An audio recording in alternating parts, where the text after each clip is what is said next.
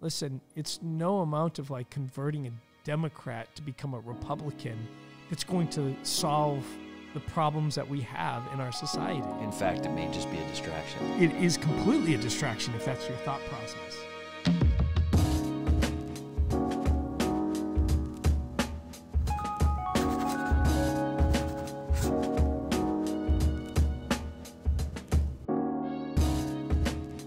Jacob, you and your sister, Heather, created GiveSendGo. Why did you create that organization, and what was it like? Loaded question. Well, first off, just slight correction. It's myself, Heather, and another sister, Emily. So it was the three of us where the idea really formed and laid foundation. The first year, it was back in 2014 when kind of came together as a family, part of a huge family, one of 12 kids, 6 boys, 6 girls. So, and my parents were really good at creating a good family culture. So we have great relationships as a family. But we were just together as a family talking and discussing about opportunities, and this idea arose of crowdfunding and its utility that was being seen in the marketplace as social media platforms were taking off, and crowdfunding was an effective way to connect all those people that you're now connected with on Facebook and Twitter and Instagram, these platforms that were emerging and everyone was adopting. Crowdfunding was riding that wave as a way to fundraise on that connectiveness.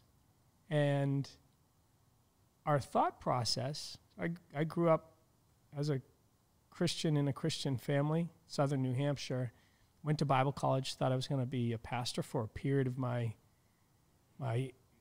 younger years, teenage, going into my 20s, just questioning, am I supposed to go to Bible college? I actually went to Bible college for a little while, but with that foundation for how I viewed the world and the value that I saw in my faith and what it meant to me, there was a recognition that you can connect people, you can raise all the money in the world, but there are deeper needs that people still have. So as great as GoFundMe was at helping people raise money, a platform to help people raise money, they weren't dealing with any of the reality that there are issues deeper than just the money can solve. So it was like, well, if we raise lots of money, it can solve this problem. And the answer to that is no, it doesn't. Like, it can help, and it does help. It actually will meet people's material needs, raising money when there's a need, when there's something that happens. But when disaster strikes or there's an issue, there are huge intangibles that are a part of what's at play. And no amount of money raised can solve that. And so for us as believers, recognizing that people have deeper issues than just the material world that they exist in, that as a platform, or there needed to be a platform, I mean, that was the problem we saw that we wanted to solve, that what we saw in those other crowdfunding platforms that were really taking off was that they didn't fully address the issue. And we said, well, we have a solution because we have a hope in what we believe, that there is something greater at work in this world than just the material, than just funding money for somebody's disaster that just happened. And that hope needs to be carried into all of these moments. And so for us, that was the push, or the idea behind it was, what we have is so valuable. The hope of Jesus is so valuable for people. It gives clarity and comfort in difficult moments. It can bring peace when everything around you is a storm. And so we said, well, wouldn't it be cool to have a platform that didn't just help people raise money and bring the communities together, but also a platform that could share the hope that we have with people. So that was the idea. That's where it came from. That was the need that we saw. Wow. All right, so what does that look like? You're a Christian platform, and people are used to a technical platform. Talk me through what it means to be overtly Christian as a fintech platform. There's been some evolution in that thought process too, about how we brand ourselves, like how we pronounce ourselves to the world with our platform. And early on, it was like there was a statement in part of our mission statement, which has now since changed, but it was a crowdfunding platform for Christians by Christians. And it really made it sound exclusive to only Christians. But that really wasn't our thought process, because we didn't want it to be only for Christians, just like Christians don't want Christianity to be for only Christians. That's what Jesus came for, not the healthy, but the sick. A lot of Christianity is outward focused. Yeah. Yes, you have your relationship with God. That needs to be settled first individually, but then it's outward. And it was, all right, we've really, in some ways, pigeonholed ourselves by labeling ourselves a Christian company for Christians by Christians. And what we saw in some feedback was from people using us or wanting to use us, where they were like, well, we can't, because maybe there are some elements of, we're not the person fundraising was Christian themselves, but their organization they were representing or whatever wasn't. And so there was tensions, and there still are some tensions around it. So what it's come to mean, and I think it's even better aligned with the biblical model, is we don't call ourselves a Christian crowdfunding platform anymore. We call ourselves just a crowdfunding platform that is run by Christians who are overtly Christian in their faith and completely unashamed to talk about it. But more so, I think, from the perspective, if you read in the book of Acts, Christians were first called Christians not by Christians. It was by people that observed the actions of what Christians were doing and saying, oh, these guys actually look like little Jesus. They're living out their lives in a way that Jesus did. And so they were called Christians by people observing them. Never started with a bunch of Jesus followers that said, we're Christians. And we're like, you know what? Maybe we should just do it. Maybe we should just live out our values instead of having to place this label upon ourselves as a platform of like, oh, we're the Christian whatever. Let's just live it out. Let's just share hope with people. Let's just love people that are, particularly the ones that are different than us, because I think that's where the real value is. Jesus talks about this, like, what good is it to you if you love people that love you? Like, who's getting credit for that? There's really not. So anyways, we are unashamed in the sense of knowing that as, like, at least my sister and I, that our purpose and our goal, like in our current mission statement, is to share the hope of Jesus through crowdfunding. That's the purpose of the why behind our platform. But it is available and open to anybody. It does guide the directions and the questions we have about what we're about to do. Does it align with that? Is it directing people to this hope that we have? Because it's really the struggle of this moment in time, is that people are hopeless and the world is not providing solutions because it can't.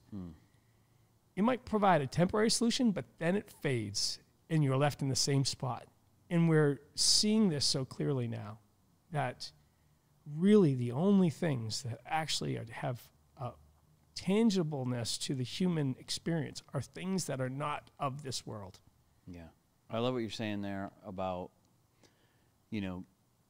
not just calling yourself a Christian, but being, like, behavior is so much more powerful than the things we say. Right. Other than the spiritual aspect, what was a differentiator in the marketplace that made you say, we could actually get people's attention as a new type of crowdfunding or campaign platform? Yeah, one of the ways that we did that early on was just in our pricing model.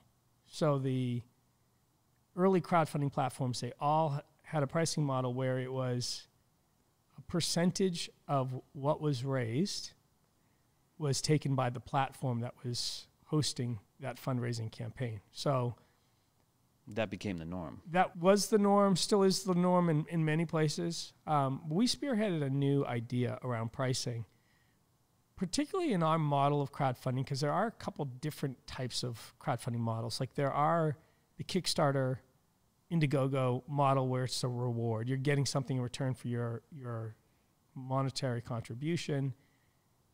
GiveSendGo is a philanthropic platform. You're not getting anything in return. So it's just a donation of goodwill towards a person's cause because they have a need in essence, and you're just generously giving. So for us, we looked at that and said, well, all the platforms, how they're really operating is they're taking about averaged around 5% of any donation to the person that's fundraising. And we thought about that and said, okay, you're fundraising because you have a need.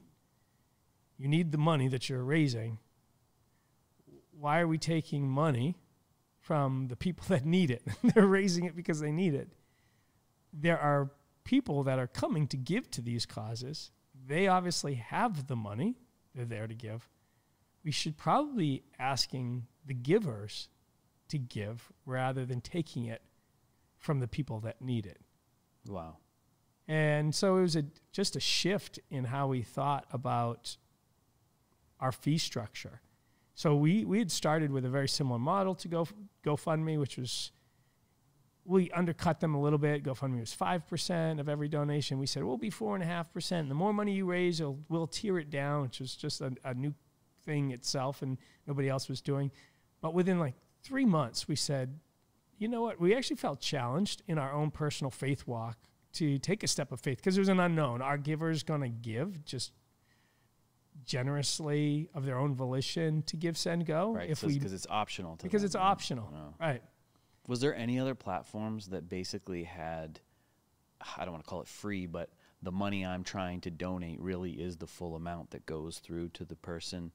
I mean, were you guys first in that arena? No, we weren't first. There was another platform that had just started doing it as well. Started by a couple other Christians as well. It became a prominent platform. We jumped in right at the beginning. They started doing it. We're like, oh, this is the idea. We felt challenged by what they were doing as well. So then someone can choose to donate, and then somewhere in that process, there's an option to give a little bit to GiveSendGo or to tip or something like this? Yep. Okay. And it's a really prevalent model now. Like, do you add a tip to everything? It's like being adopted everywhere on anything. Hey, add a tip. Like, you can choose to do it or not or whatever. We said in our model of things, let's just make all contributions to GiveSendGo be voluntary. So when you set up a campaign, we're not charging you any type of percentage, and then you're sharing it, and your givers come to give to your mission trip fund that you're doing for your church or your house fire for your neighbor fund. You give the $100 to them, they're getting that, the campaign owner or the recipient's getting that full amount minus the credit card. There is a credit card processing piece. MasterCard and Visa refuse to not charge for their services. But we don't charge a platform fee, and so it says, hey, you can help keep GiveSendGo free to keep our mission alive of allowing maximal amount of the donation to go to the campaign owner, the person that needs it.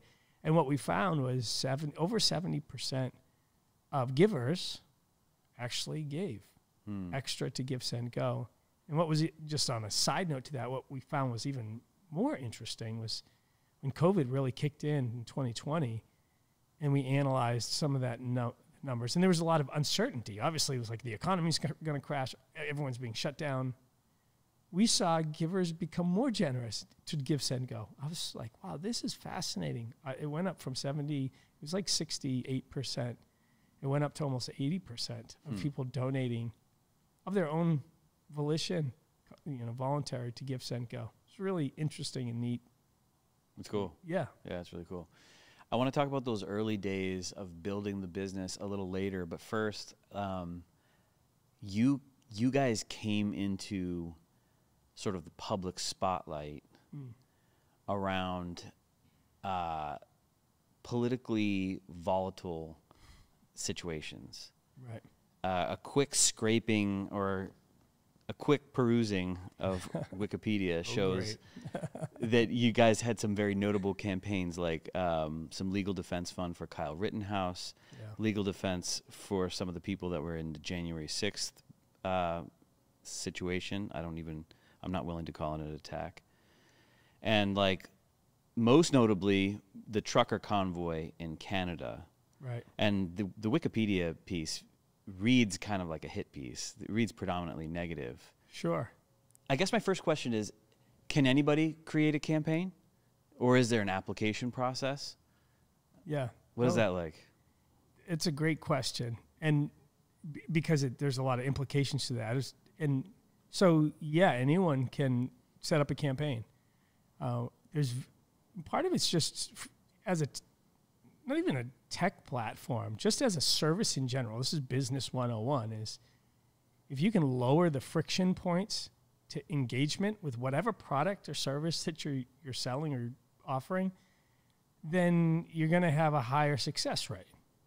So on the front side, anybody can just set a campaign up and get going. Like there's an email verification. Like the email address that you put in has to actually be an email address that you use and have access to. So there's that. Now you can immediately start fundraising. The verification piece comes on the disbursement of those funds. And there are laws that dictate. Some of them are still being, arbitrated in court, so legislated. I think most of it stems from a Bank Secrecy Act in the 1970s. That was then re-upped after 9/11 with a bunch of other legislation that they pushed through around knowing who your customer is. It's called a process called KYC. Know your customer. Know your customer. And then AML, anti-money laundering rules. So those are things that we have to abide by. And what that means is if you are a known terrorist, if you are on a watch list, if you are already disbarred from banking institutions because of your previous track record, or you are a known terrorist, then you won't be able to receive the funds that you raised. Our verification team looks at the campaign, looks to ensure that it's not a screen for some other type of activity that you have going on, like a money laundering situation. So we have a verification team that does that, but the screening really is, do the underlying financial networks, basically government watch lists and things of that nature, do they prohibit these individuals from using the financial infrastructure? And if they don't, then we say, okay, well, then you can receive the money. We're not going to get involved in the ideological position of whatever fundraising effort that you have going on. No, you're not on a terrorist watch list. You haven't defrauded the bank so that they've kicked you outside of their willingness to bank you or whatever. So we're going to allow you to use the platform as long as all of those things are checked and you're not money laundering and doing, causing flags from all that stuff.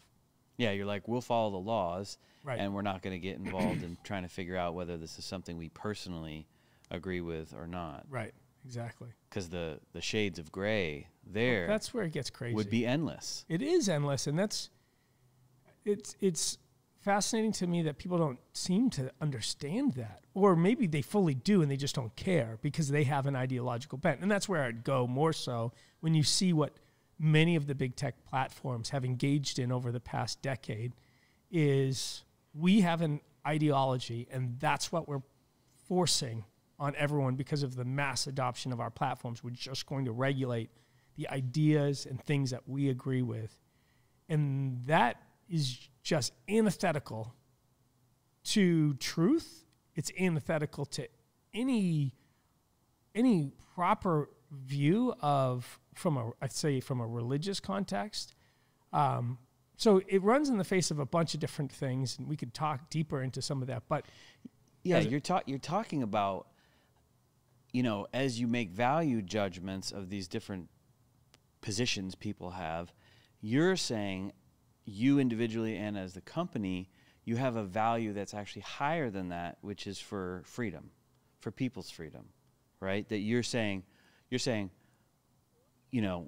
people are free to choose. That's part of the construct of this nation, of something we believe in for freedom. And you're saying this is a value that we hold up here. Am I correct in saying that, or how would you alter that? Well, I think that is true. I think and this is partially what our framers designed. So there is an interplay between how the U.S.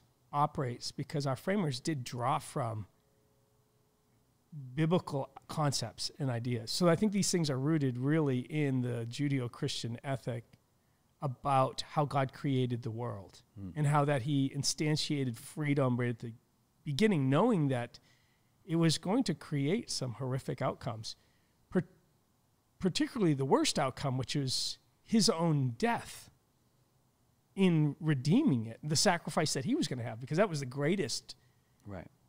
That was the greatest horrific moment in human history, is that God laid his life down for our brokenness. But what you see in that divine picture is that God created a system recognizing that the greatest goods come from maximized freedom. Mm-hmm.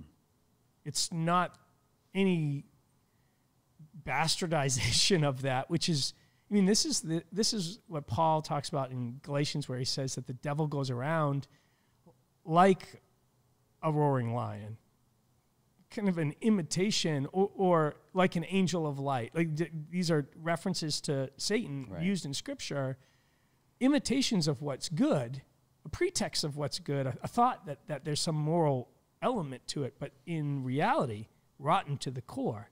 And I think that this is where we run back to. Yes, freedom, and freedom isn't anarchy. The Greeks used to say this all the time. It's like, no, law gives freedom, and that's truth. It's like recognizing the proper way, the order of the world, and this is observed. This is what our framers said. We hold these truths to be self-evident.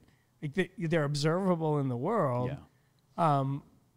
These functions, these frameworks for how things operate, and then we legislate accordingly, but we maximize individual freedom at the same time, and that creates the greatest good, maximizing personal responsibility, all of these different things. And so for us, we say, well, the role of the Christian, if it's to emulate how Christ showed us to live and how he lived before in relationship with the Godhead, is that in maximizing freedom and seeing the disastrous consequences of the bad choices of humanity, it wasn't, well, I'm going to now restrict freedom. It was, I'm going to redeem the disaster that was. And that's what Jesus did. He didn't come and say, oh, no, I'm going to put a block on you to choose anything bad anymore. He just said, choose life. And here's what life looks like. So we constantly point people back to life, what life looks like, human flourishing, and those, I think they are visible to be seen. Even more and more so, we can see what flourishing looks like.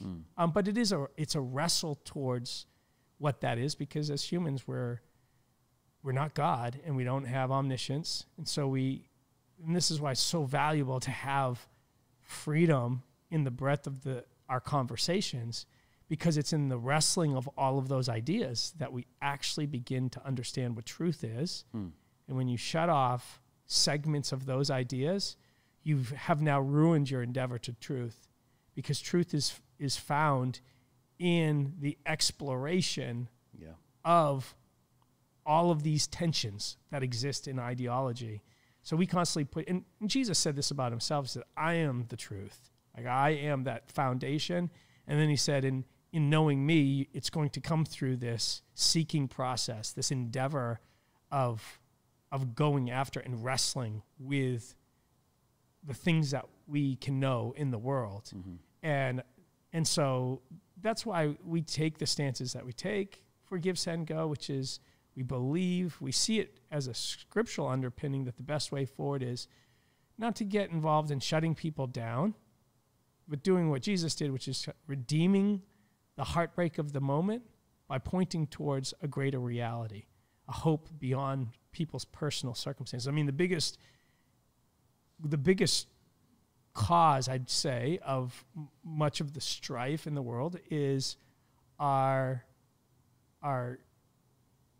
reliance on the material elements of the world, the circumstantial things that are happening to dictate how we act, rather than a deference to a greater idea, which is, you're valuable even if you say horrific things. Right. You're still valuable because God died for you, and he made humanity in his image with a specific purpose and design, and you have purpose, and it's to love you even in spite of that, because I have those same inclinations, and they're checked by the life that God gives us. All of these ideas.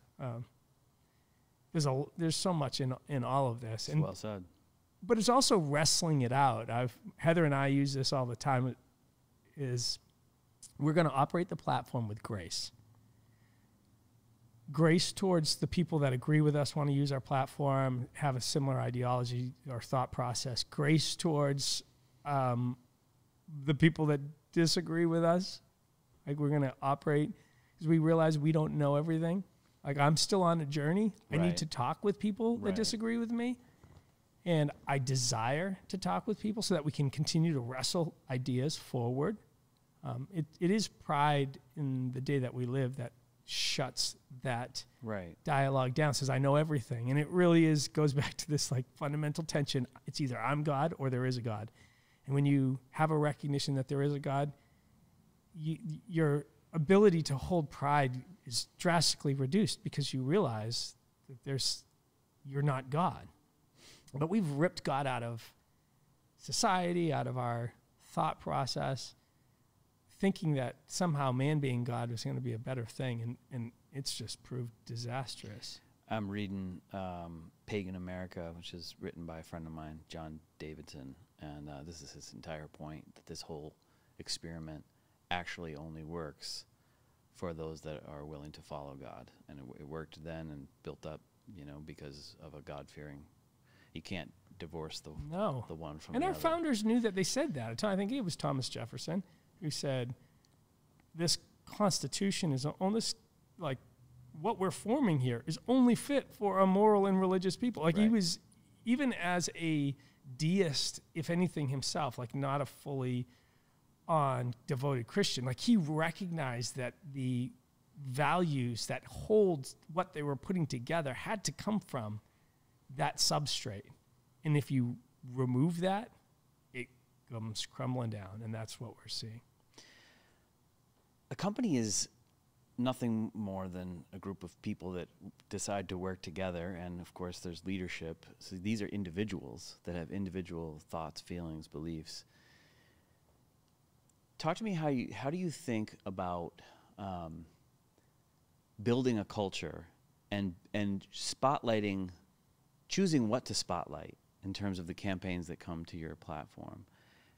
What's your internal dialogue about that? I'm imagining that it must be similar to here. We've had times when we're coming together to talk about core values, or we go to write what we believe to the world, and then you find out everybody in the organization, believes a slightly different version of what.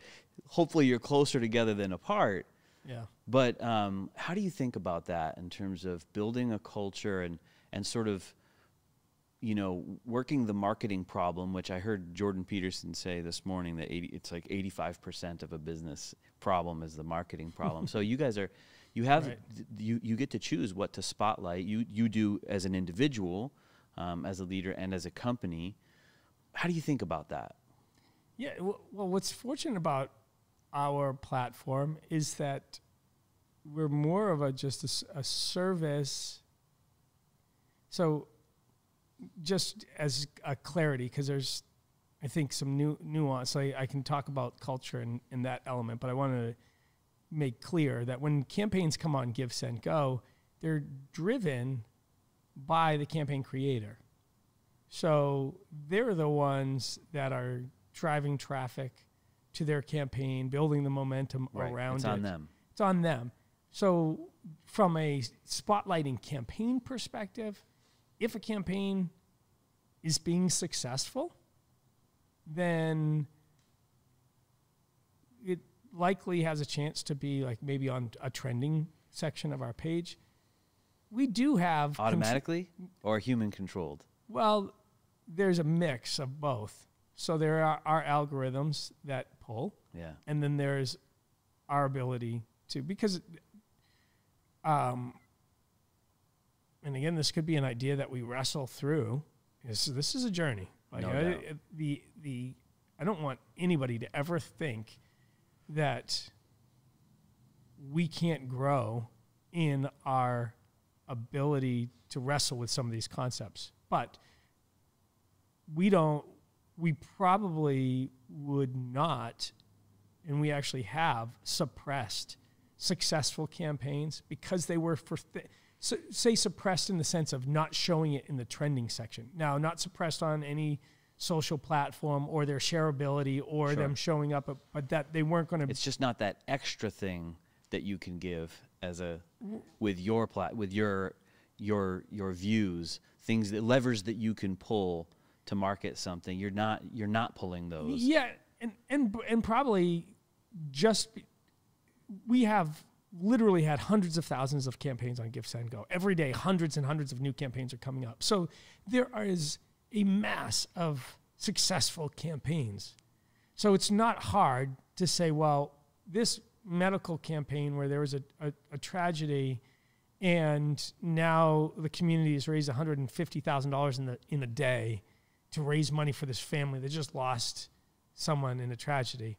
Like, that would be something that we would, if we were weighing that out against, say, a campaign for some far-right person that's engaged in this massive, like, protest thing, but having a level of success. It's like, well, no, you only have 3 spots or 4 spots on the home page where you can show something. Well, we're going to show the one where it's going towards more of a neutral idea of some sort. Not that the other one can't be found. It's in the search results. Everyone else can find it. It's just a matter of when you're looking at the thousands of campaigns that could be positioned, putting ideas that do push themselves more to the fringe of ideas. Yeah, this topic of ideas is interesting, and it gets into deep levels. Right. Because you think about people who are business owners that are providing some commodity, let's say Rockefeller with oil or something like that. Of course that oil could have been used for evil. Of course it could. A knife, a chef knife, this beautiful piece of art, it could kill someone or it could make a beautiful meal, right? But then so I don't think there's anything wrong with business owners saying, this is more in alignment with what I love and what I believe, and I'm going to use company resources or my own resources to promote this thing. Yeah. And they did, right? They philanthropically funded things like different Carnegie Hall or whatever, the arts or Christian organization, whatever it was. You get to decide where to choose to give. Are you guys clear and open about that, or what do you think about that in terms of those distinctions of saying? Well, I had this conversation yesterday with a couple of people. We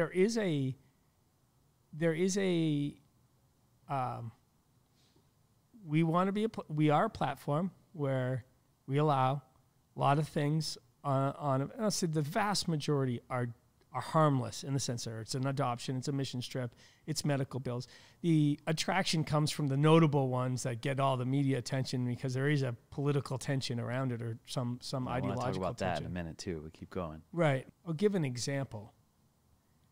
About 3 years ago, we had the Global Church of Satan. It's like the largest Satanist church want to use our platform. And we're like, go for it, sure.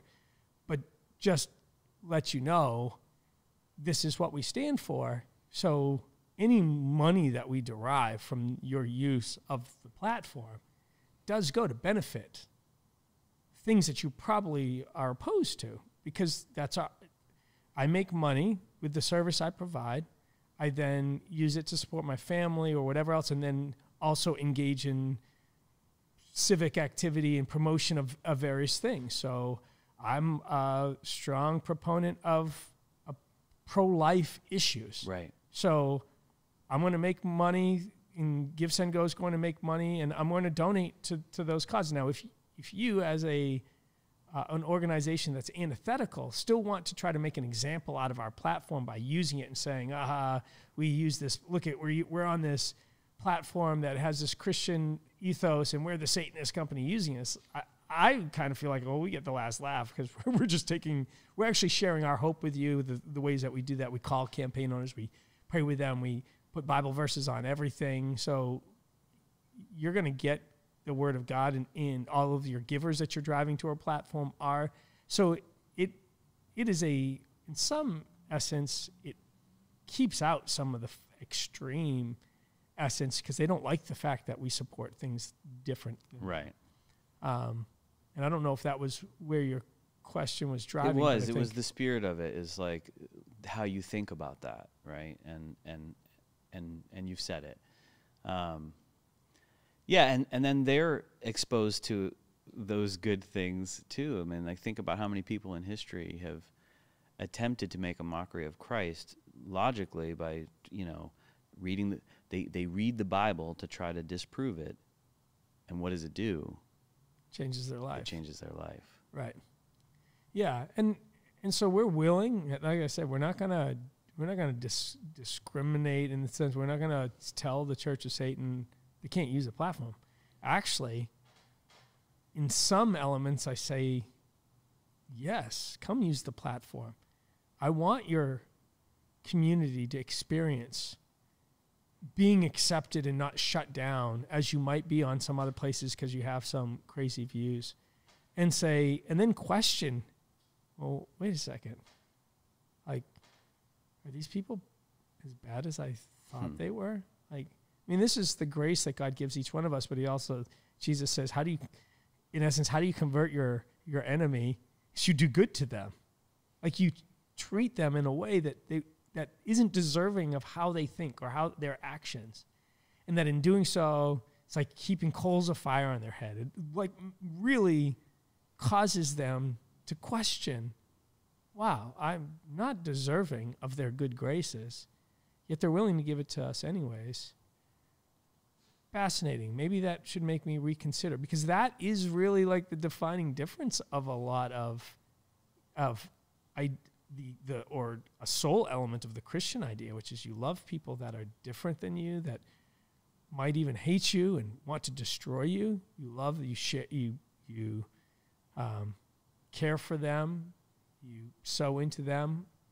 And we just from the natural promotion, we do very little, and even putting a campaign on a homepage, it really doesn't drive much for donations. It's just not. A misconception with crowdfunding is like, well, if I create a campaign, there's philanthropic people on the internet that are just looking to give money away to strangers. It's like, it doesn't really work like that. So really, when you set up a crowdfunding campaign, it's your community and you gaining traction within that community and your reputation and all of those different things. So even us putting something on the homepage, it's not even beneficial to that family that just had the tragedy, where it's a very benign type of campaign. It's just showing that, no, the platform does work and it's successful. And I think one of the things people question is like, when we were comparing GiveSendGo to, say, GoFundMe, they're like, well, people know that name better, and so they're going to generate more donations on a site like that. It's like, well, that's just not true. We've done the studies. We've compared campaigns on both platforms because people do dueling campaigns. And it's really, you get the most donations on the platform that you showcase the most because it's your givers and they're trusting you and they're going where you tell them. So make it on our site, make it on their site. Not much different in the sense of what you're going to raise. It's really not going to be any different. We actually have lower processing fees than GoFundMe, so we actually save a little bit of money than GoFundMe using GiveSendGo, because that credit card piece we actually negotiated down, paid it down for our users so that they could actually save more of their money, because we care about what people are fundraising for and what's near and dear to them. And so we've incentivized that by even taking some of that cost ourselves and bringing those payment processing fees lower. It's awesome. Yeah. So you're in fintech, the marriage of finance and tech. And the longer that I live, the more that I see some of the largest power structures in the world are these two things, finance and technology. You kind of have had a front row seat. I'm sure you've been privy to tell me some interesting things that you've seen about big tech and big banking. Well, on a personal level, I mean, I was kicked out of my bank. I think that's incredible. You were kicked out of your own bank? Yeah. During the whole trucker convoy thing, that my bank found out that I was, in essence, an owner of GiveSendGo, involved to the extent that our platform was used by the truckers after they used GoFundMe. Like, they said, oh, see you later. You have 30 days to get out of here. Great relationship previously with the local branch itself, but it was their uppers. You want to name drop? Yeah, I don't mind. Bristol County. They're down in southern Massachusetts, Bristol County Savings Bank. I think it's horrific because, one, there was nothing illegal and nothing immoral about any element of it. You just didn't fit their brand. It didn't, but they weren't even associated. They didn't want to be associated. But they are associated. If they were to look at and go through all of their customers and find out what their customers believe in or do, many of their customers don't have, and there was no like public element per se to this that was going to cause them anything. It's the I don't even get it because there are other banking options. Obviously, I found a great bank, and I can name drop them too. Harbor One, which is a Massachusetts bank, or largely, which they've just been fantastic. But there are other banks out there, but it's an attempt to wield whatever power that they want, and the real threat there. Is it that, or is it fear? Do you feel like people, okay, like you said, they probably have plenty of customers that are not doing great things, but they don't all have a spotlight on them, right? Is it the fear of no, that really is a big part of it, and I recognize it in that we all recognize fear, and we've all had moments where we're afraid, and like, how is this going to impact me? Whatever it is, jumping out of an airplane to skydive or whatever. There's fear. And so I understand fear, but my worldview dismisses fear. Because and this is an essential like tenet to Christian theology, who we are as Christians. The Bible, Paul writes to Timothy, God has not given us a spirit of fear, but of power, love, and sound mind. Like, you're not to be ruled by fear at all. Like, that is antithetical to living out. You either believe that there is a God, that he has a plan, that there's purpose, and that if you're living and walking out those steps, then you don't have to be afraid of the outcome. Even if it is something that might impact you negatively, it's for your good, because that's what God does. He does things for our good. Even in the difficult moments, I mean, that was Jesus to the cross. It was a very difficult thing, but it was for our good. And so I don't operate that way. I do recognize that the spirit of the age is fear, and it's like, oh my gosh, you can just see it run every institution. I mean, it's out there rampant. And I think part of let's say maybe my role, part of the reason we're where we are and how God's used us is we've just refused to be afraid. Even when those dragons have raised their ugly head and have made us like, oh my gosh, what are we doing? It's like, well, what do I have to be afraid of? What do I have to be afraid of? Okay, you can assassinate me. Like, you could do all this. Heaven is my home. Like, what is my... What can you really do to me? Yeah, what can you really do to me? And that's why real Christians are such a threat to this world system, is because we realize how shallow and fake this is. It's a pretext of something much greater. Yeah. A reality that is so much more real. It's actually everything that's happening that we don't see that is then influencing what we do see, and that is so much more real, and that is an eventuality for us as believers, that Jesus, by his paving the way, his sacrifice for us, the holiness that he had, that we now is imparted on our behalf, allows us back to this reality with God that we were intended for but couldn't have because of our own brokenness. And that's my eventuality. And I'm like, I can't wait. Like, yes, it's being renewed in me every single day, and I love people better I try to love people better. I live out what God's put inside of me, but this is all say it's the Matrix. It's temporary. It's temporary. Yeah, it's an illusion of what really is, and that assurance is so key to avoiding that spirit of fear. And I love that he's called out the spirit of fear, because it's not something that's just innately in us.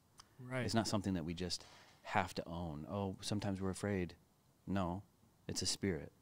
Yeah. And you can participate or not with that spirit. Completely. Yeah. And I think if you guys, I mean, going back to finance and technology, right, those are big power structures in this world. But you've gotten to where you've gotten, and you are continuing to grow, because you are spiritually, taking action against that spirit of fear, which is awesome.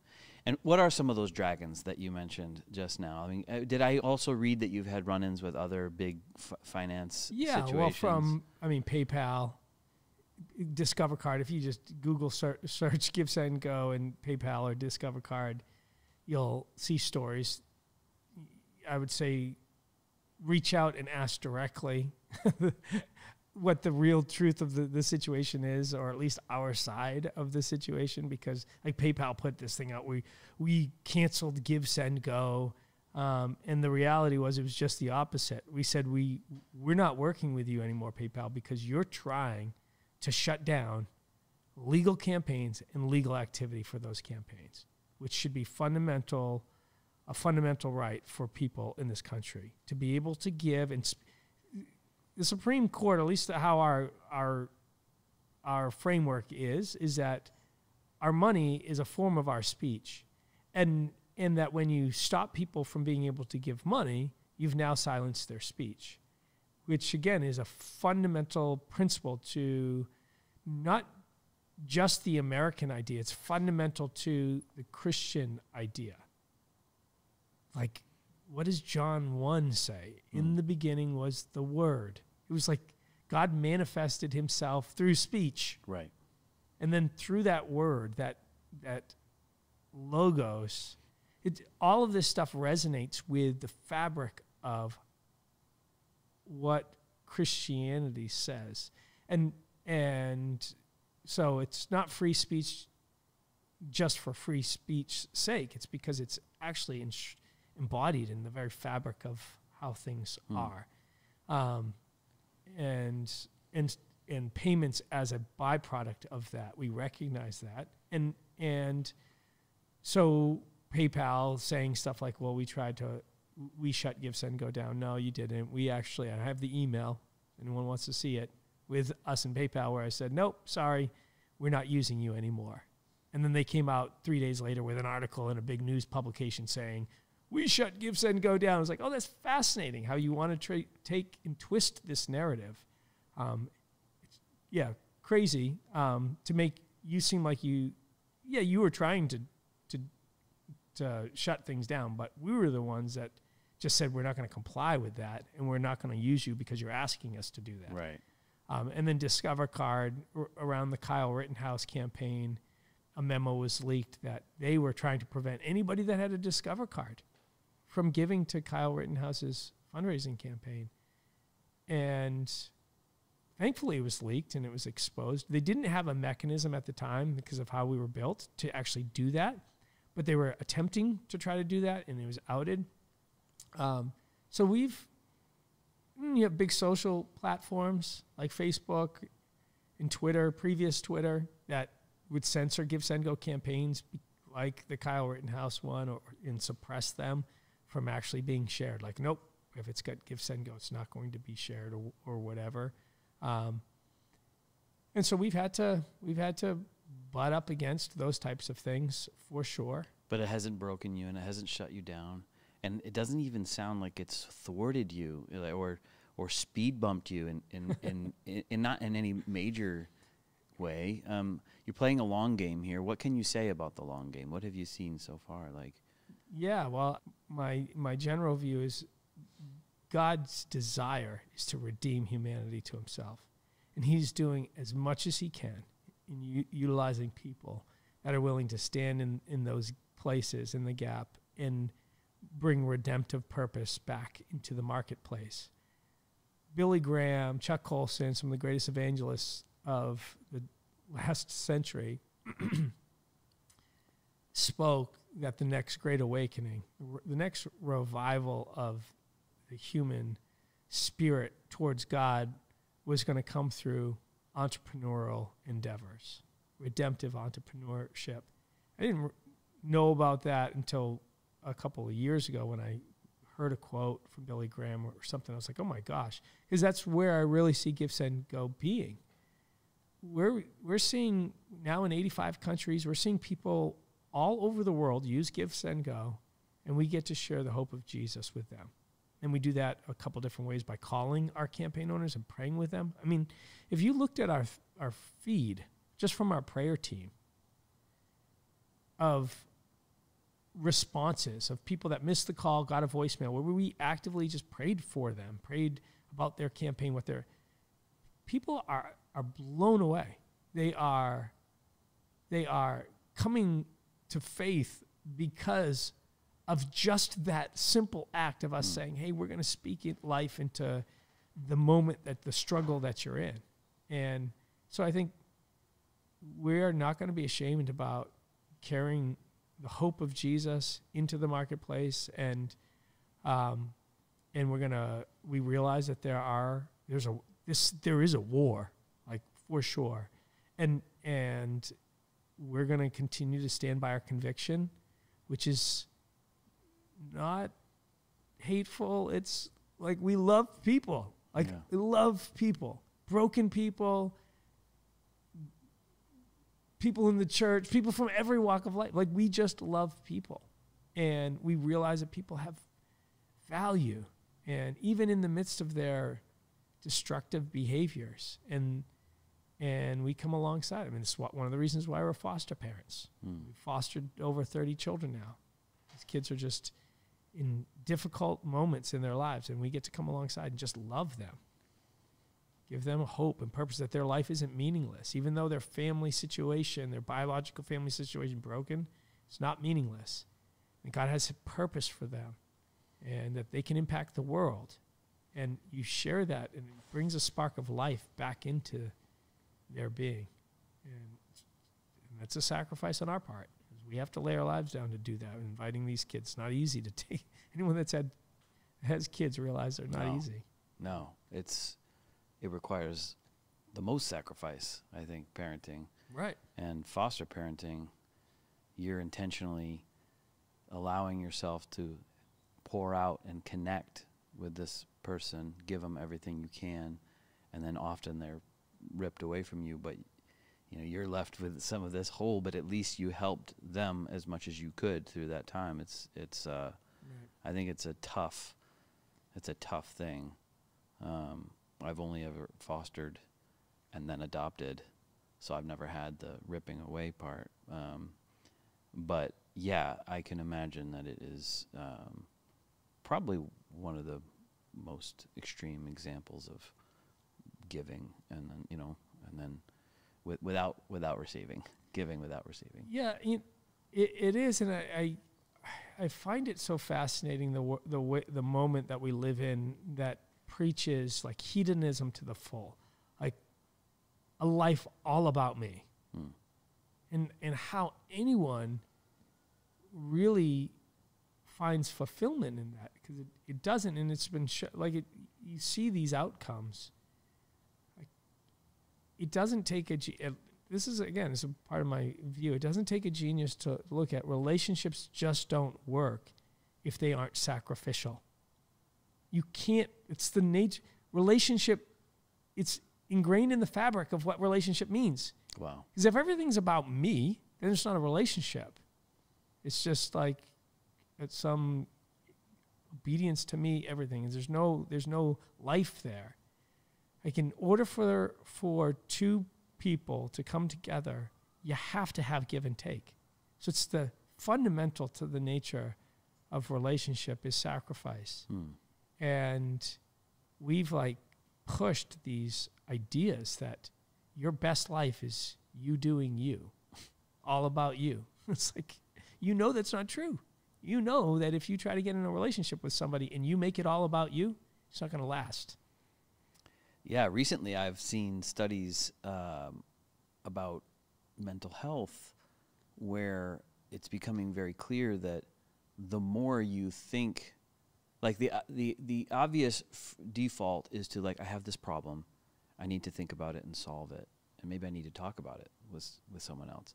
And I'm not discounting the power of therapy. Right.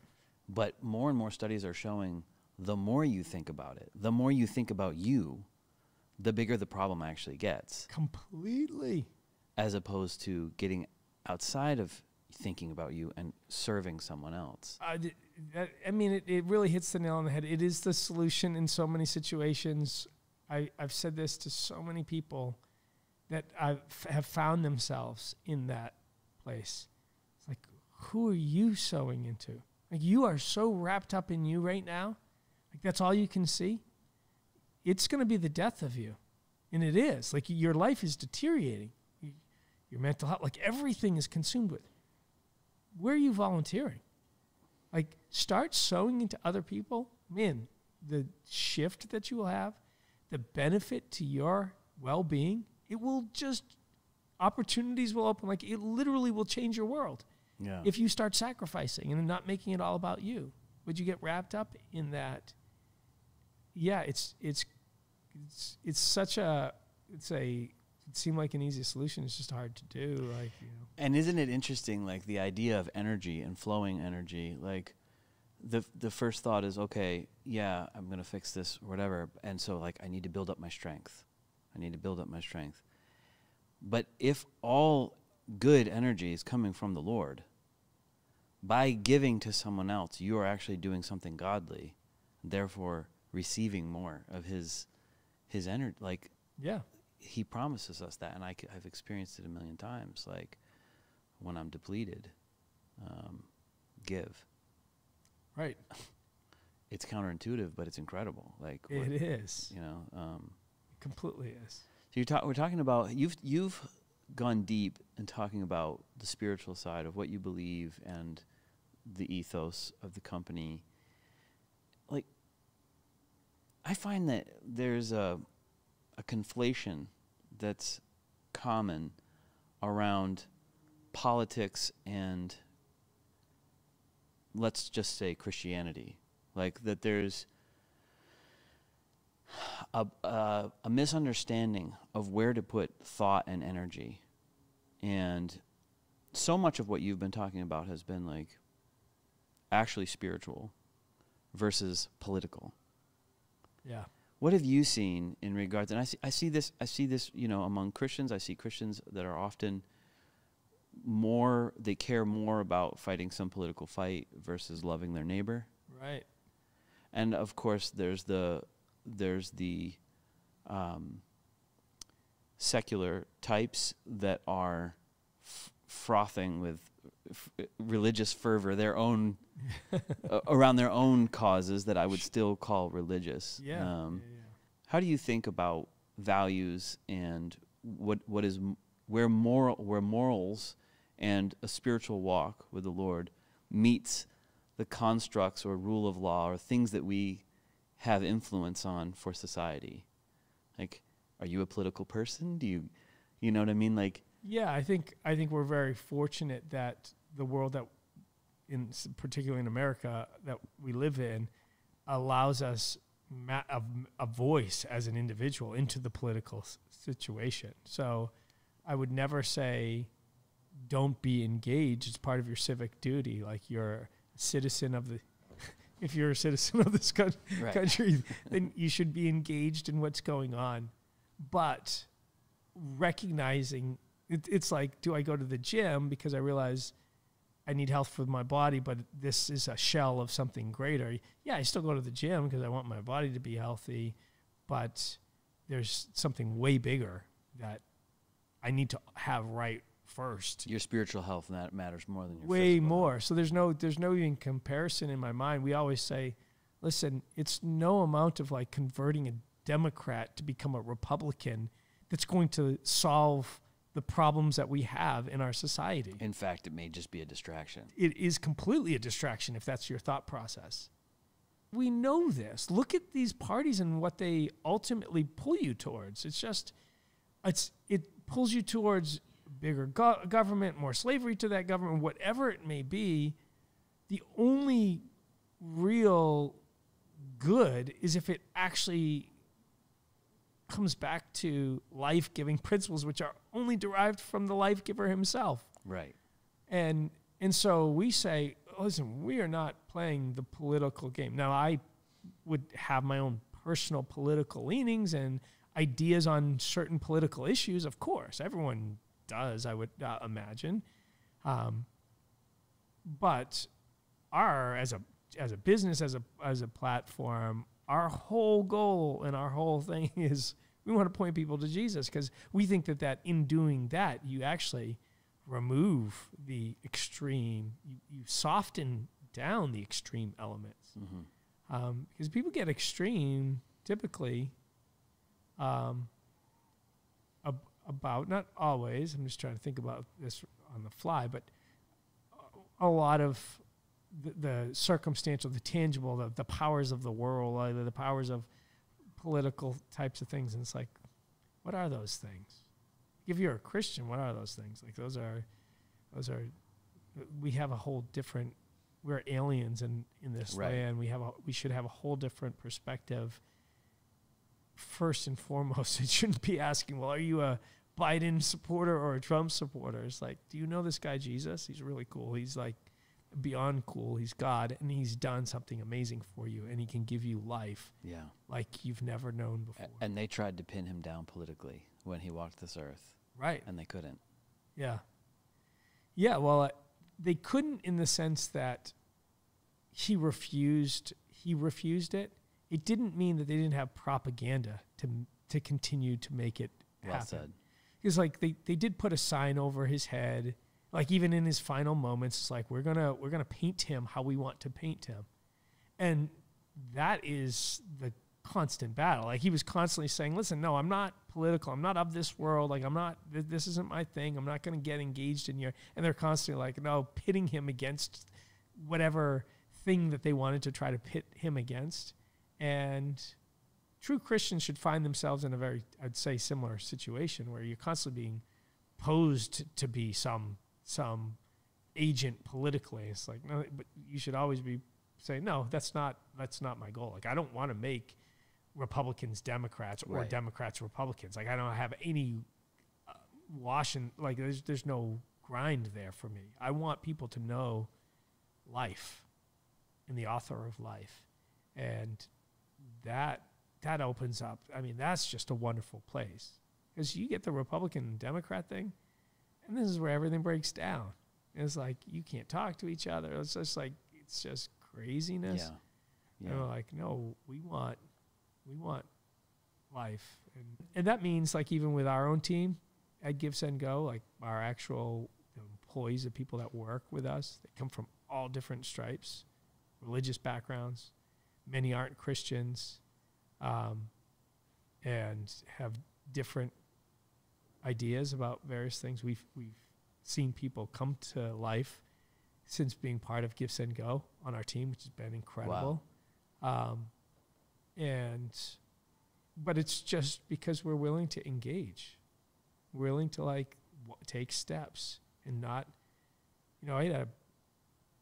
it's amazing that this happens, or maybe it's not amazing. It's just like my wife, Holly, who has a Pilates studio. She literally had clients of hers, wealthy clients in the Boston area that we'd been to their house. They knew who we were.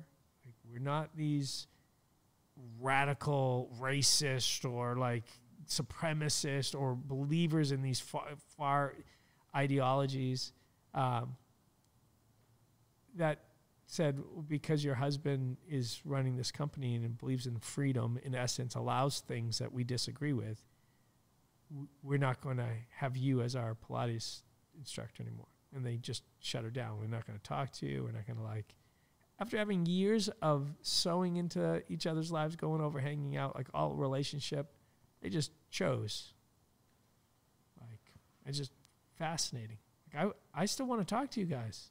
Like, what is it that makes you say that you just can't have communication with people that you disagree with?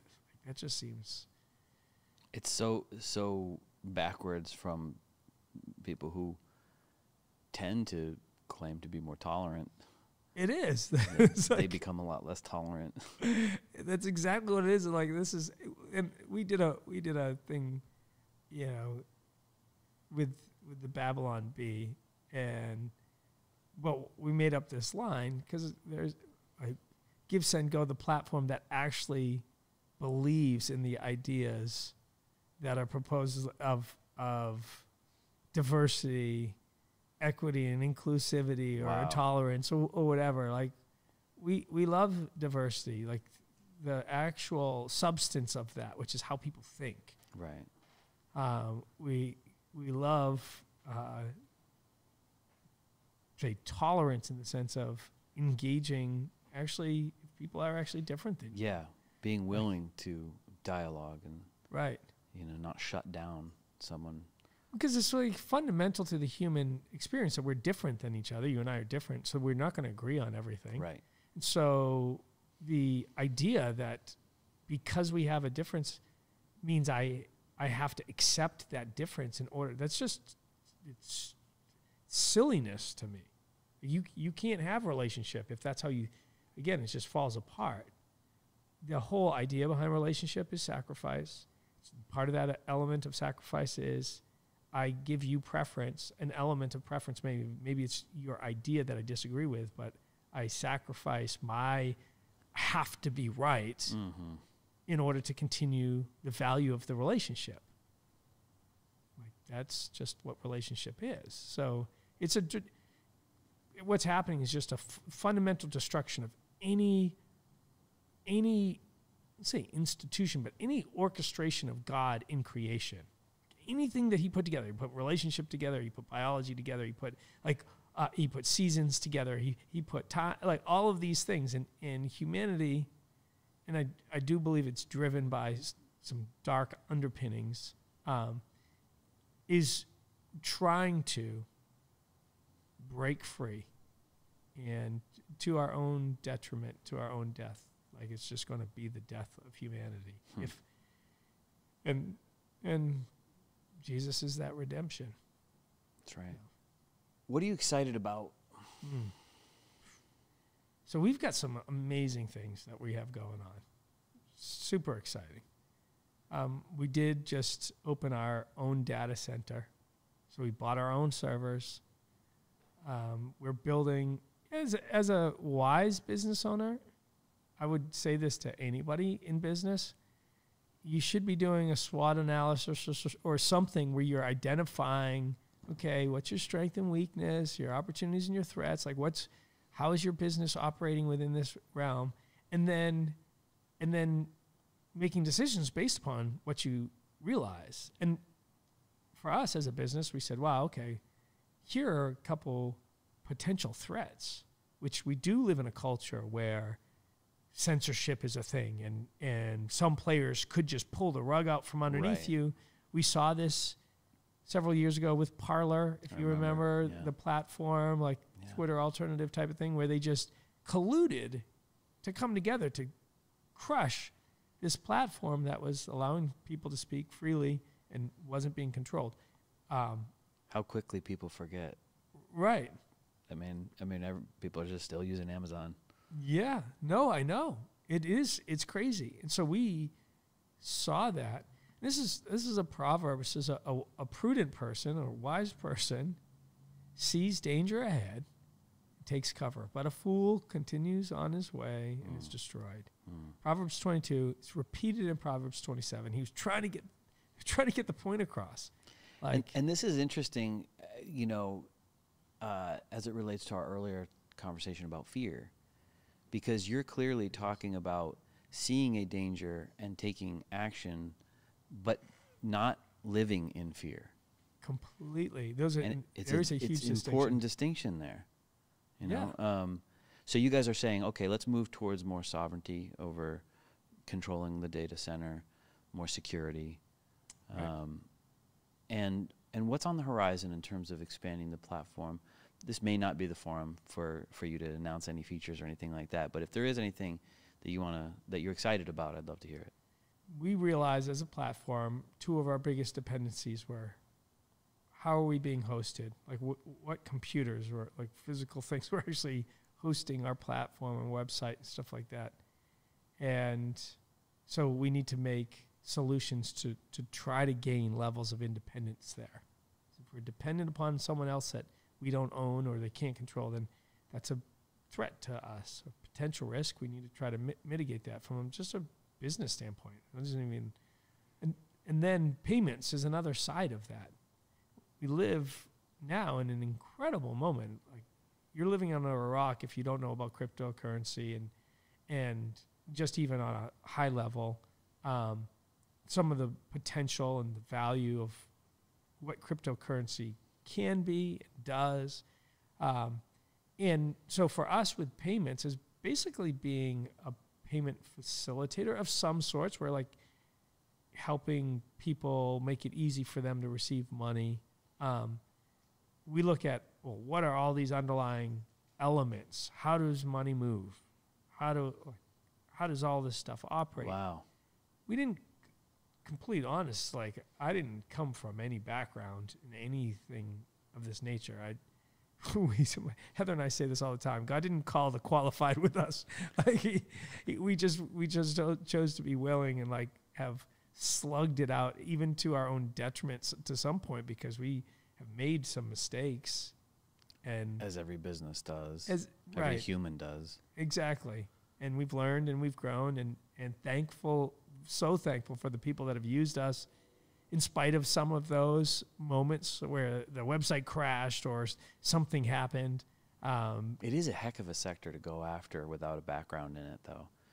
Technology, you're not a developer, you're not a programmer, you're not, you know what I mean? Like, you're crazy. Yeah, right. But clearly your principles and your perspective have been valid enough to bring the right people into your camp that are very competent. Yeah, some of it, we just say again, as believers in a God that has some providence over what's going on, we felt like God brought us the right people. It was just like, you can typically, we do have a few of our early developers that are still with us. We're outsourced because we just didn't have, we bootstrapped it. I think that's important for people to know is we did bootstrap GiveSendGo. Heather and I, we own it completely. We came from a blue collar family. We just invested back into the company what it was making. So there's no debt. We're just kind of trying to build the company. It's awesome. And in those early years of outsourcing to some lower cost development just to keep things going with the platform, because cost is when you're not borrowing money, you don't, like, cost can be a huge issue. And we, I'd say, struck gold early on, but we just found someone really early on who had good character. And you can miss a lot of that in overseas markets because their mentality often is very short-sighted, like trying to make my buck and then move on or whatever. And this guy stayed committed and helped us like iterate and grow and just worked his butt off. And then we grew the team now, so it's a lot of people from all over the place. But that, to have gotten that right so early on, it was just like, that's just providential. It's awesome. Like, yeah, because I hear horror stories from people that invest a lot of money into trying to develop talent up overseas somewhere, and it just becomes a disaster. It's like nothing worked, and it's like everything fell apart, whatever. So we were fortunate there, and again, we grew within the means that we had, and we're able to learn lessons during the process. Like, we didn't grow too fast, which is a real struggle because everyone wants to grow real fast, particularly a platform like ours where you require some level of scalability. Like social media platforms, you have to get millions of users to get any value. Yeah, network effect. Right. And ours not as much, but still you need a lot of adoption for it to keep going. And we were just, we saw parents that worked really hard. And so we just said, we're going to work our butts off, and we did for years. And then eventually it was the timing moment where we were in the right place, and things fell the way that they did. We made the decisions that we're going to stand by our principles, things that I don't even understand why they're controversial. Like, how is raising money to get a legal defense controversial in the United States, where that's supposed to be run by the rule of law and everybody gets a fair like trial? Due process is written into our Constitution and the amendments. It's the presumption of innocence until proven guilty in a court of law, not what some social media platform thinks at the top or what mob mentality says because they saw a 2-minute clip of some video posted by one bystander when there was probably it takes a court system. This is why our system is set up the way that it is, with a prosecutor and a defense, like that, to unveil all this stuff. Yeah, and it's wild to see the court of public opinion become so strong in society. And you can see why the fear-mongering happens, or why whatever levers they can pull for control over public opinion, why they do, the power that wields. But you guys are doing amazing work to move in the opposite spirit, let's say. And push it back. You don't need to. I know it feels like you have to operate that way, but you don't. Like, obviously, be wise, be prudent. How do you get to wisdom? How do you get to prudence? Well, you surround yourself with some good people. Like, where do you find good people? Do you find them at the strip club? Like, this is the erosion of the church and culture. Is like that has made it more difficult to find good people. It's like you got to find good institutions to find good people. Like, maybe, sitting at the bar, you might get lucky, but probably not. Probably not. It's like, so you need good institutions to get good counsel, whether it's from family institution or whether it's community church institutions, like things like that. And so find good community, it's still there, reach out, plug yourself in, and then you'll have that support system to be able to make good decisions. This has been great. I had probably 10 questions about building the business, entrepreneurship, and, you know, about 3/4 of the way through our conversation, I realized this really is the gold, is talking about beliefs and the spiritual aspect and what really should drive our society's values, right? And does, whether we know it or not. So maybe we'll do another one. Maybe we'll do either another sit down like this, or even a call in where we talk about building a business.